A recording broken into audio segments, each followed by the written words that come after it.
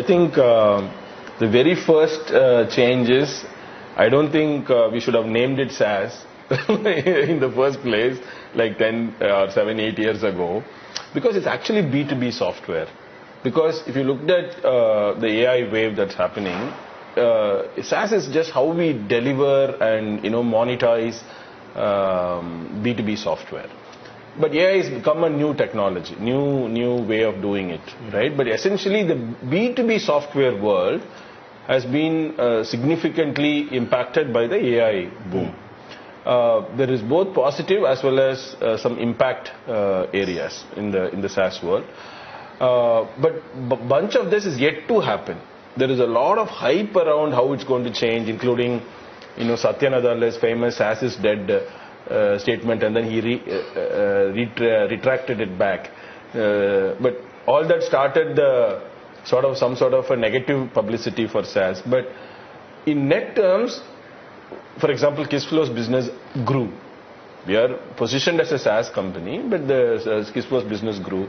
And if you look at Zoho, I think Sridhar has mentioned, I think his business grew at 30% or something like that. So this AI stuff has not really impacted from a revenue standpoint, but there are a lot of other impacts that are happening. For example, in people area, those impacts are happening. Yet to see big pricing changes. These are all predicted. Yet to see big pricing changes from SaaS companies. We are still selling in the old model, not yet fully moved to a new model, because the customers are not yet,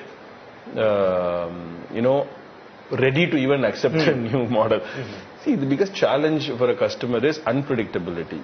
If you go to a AI, which is a usage-based model, what will they budget it for? For a CIO, the biggest problem is budgeting. Even if it is more, you want a predictable number. You can't put an open-ended line item into his CFO.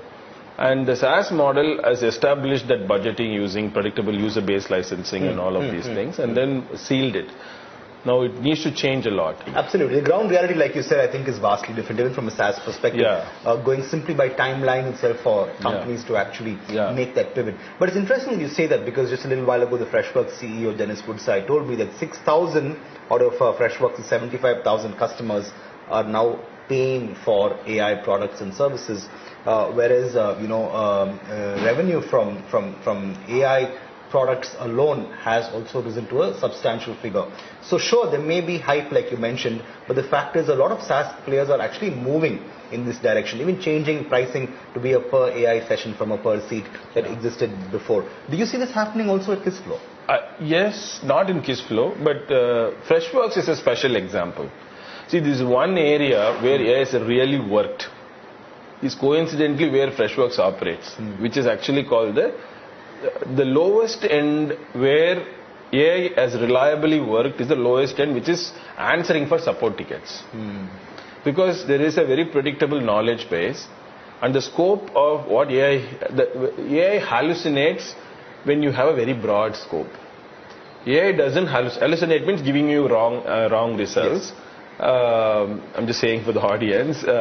Hallucination means giving you wrong results. When the scope is broad, it hallucinates a lot. But the scope is well defined and narrow, it gives you predictable results. And that's why the AI adoption has kind of taken a hit.